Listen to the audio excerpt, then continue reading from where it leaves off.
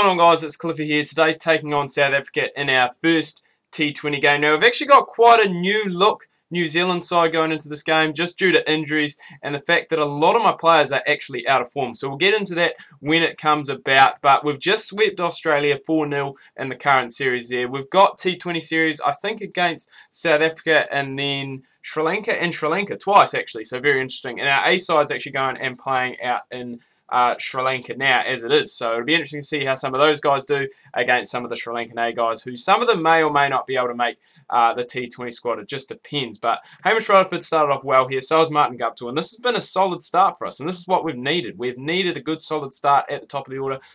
I think my selections maybe were a wee bit off because I didn't really take into account the form that some of the players were in.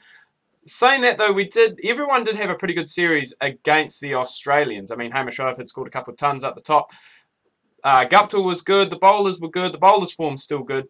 It's just the batsmen that are a wee bit of a concern. But Hamish Rutherford, 50 there off just 26 deliveries. So he is absolutely smashing it, getting us off to an excellent start. And it allows Guptill to go and play himself in a wee bit more. He's going and just being a bit more sedate and just doing his own thing, which is good. But we are looking like we're going to go and post a pretty imposing score here, but I've gone and put the kiss of death on the players again. So the top order kind of the same, but today playing quite a few all-rounders, as you can see. So we'll bring in Kane Williamson next. I've had to go and recall a couple of players, bring in a couple of new players as well. I'm not sure if some of them are on debut, but some of them have not played international cricket for New Zealand in a wee while. So it'll be interesting to see how they go. We'll get on to those players in just a second. We're going to keep watching just the amazing batting that is going on here today. Like, these guys are just absolutely smashing it. Guptill brings up his 50. He's really gone and up the pace.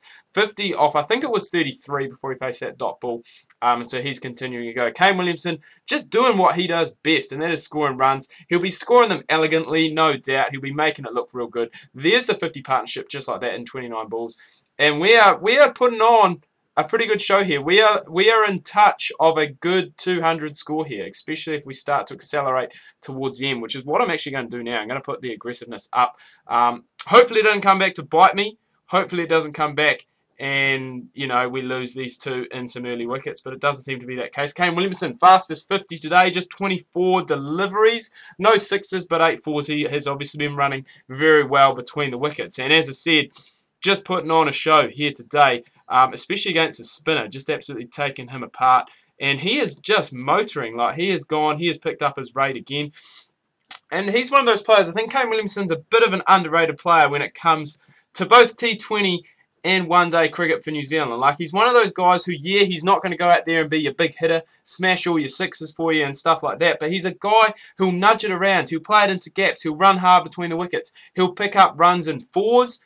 As you can see, he can hit the odd six. Not saying he doesn't have any power at all, but he's a guy who will preferably, well, normally he'll just go and nudge it around, and that, I guess, has been on show here today. We finish up with 220. It is going to be a huge chase for the South Africans, but today we do actually have quite a lot of good bowling stocks as well. We've got a lot of bowlers, a lot of different kinds of bowlers, a lot of different variety of bowlers. So hopefully we can either pick up some quick wickets or we can go and keep the runs down. I'm probably hoping for the first of the two, because if you pick up wickets, you are going to keep the runs down as well. Saying that, we are playing on an absolute belter today, so I wouldn't put it past South Africa to chase us down or even go close.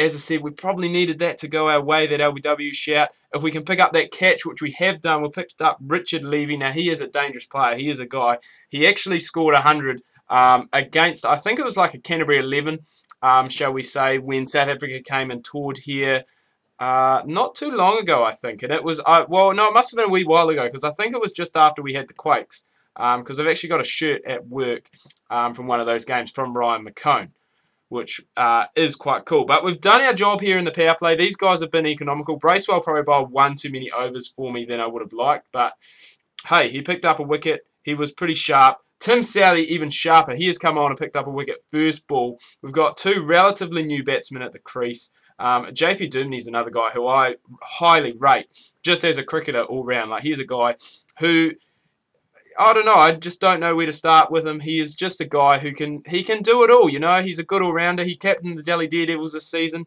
Wasn't their best season, but Delhi haven't been great for a wee while yet. But, you know, he can just go and do it all. Now, as I was saying when I was batting, few new faces, few old faces that are coming back. and playing in this side. The first one I think you may have just seen with Kieran Noema-Barnett picking up a wicket in his first over. So he's back for the time being. Just as I said, we've got a few injuries, a few players out of form.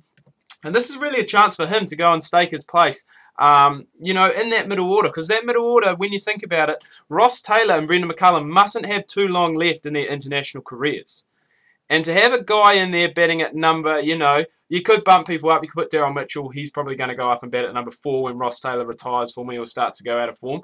But, you know, you have a guy batting at 5 or 6. You have Neesham there as well. All of a sudden, you've got 2 more bowling options that you can go and call on, which is very good. It's very good to go and have those options. Can be a little bit expensive at times, as was seen in that last over. And another guy who I don't know if he's actually played, he has played some T20s. It was a wee while ago, I think. He hasn't played for me in this game, I don't think. But he has played some T20s for New Zealand. I think he's played some one-day games as well. I think for a wee while he was our one-day spinner. And that is Ronnie Hira. And now I was going to play Nick Beard. Nick Beard has had his chance. He wasn't really a wicket taker, so I thought I'd go and give Ronnie Hira a go. That's what you guys have said you wanted to see as well. You want to see me going and giving these spinners a go. You really want me to be playing a spinner in the limited overs game, and in test matches as well. Todd Astle, I think, has that spot nailed down. But you really want to see a spinner in there who can go and really just tie up an end, especially in a one-day game. Kane Williamson can do it, yes, to a degree. But, you know, he's not a frontline spinner. He's not that guy who's going to go out there and take you 2, 3, you know, 4 wickets in a game. He's just going to go and basically hold up an end, maybe get a wicket here and there, but that's about it. So we are going to cruise to a pretty comfortable win here against the South African side, which is a good sign for our T20 rating. I don't even know what we've ranked in the world in T20s, to be honest.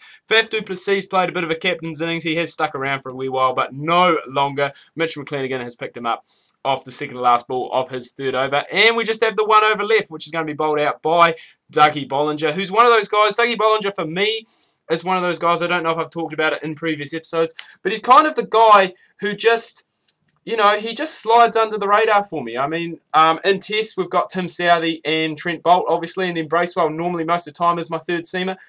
Same in one day, as I normally have Tim Southee and Mitch McClenaghan, and Doug Bracewell just kind of slides under the radar a wee bit. But as you can see, Martin Guptill, man in the match for his 87 not out. Kane Williamson and Hamish Rutherford both chipped in. All the bowlers chipped in as well with some wickets, and New Zealand win by 67 runs, which for a T20 international is an absolute smashing. Anyway, guys, do hope you've enjoyed this video. If you have, please remember to leave a like. If you are new, please do subscribe. A few things to go through before I sign out fully today. Do remember I am going to be streaming later tonight after I get home from the football, so that's going to be very cool. So that's going to be about 8:30 New Zealand time.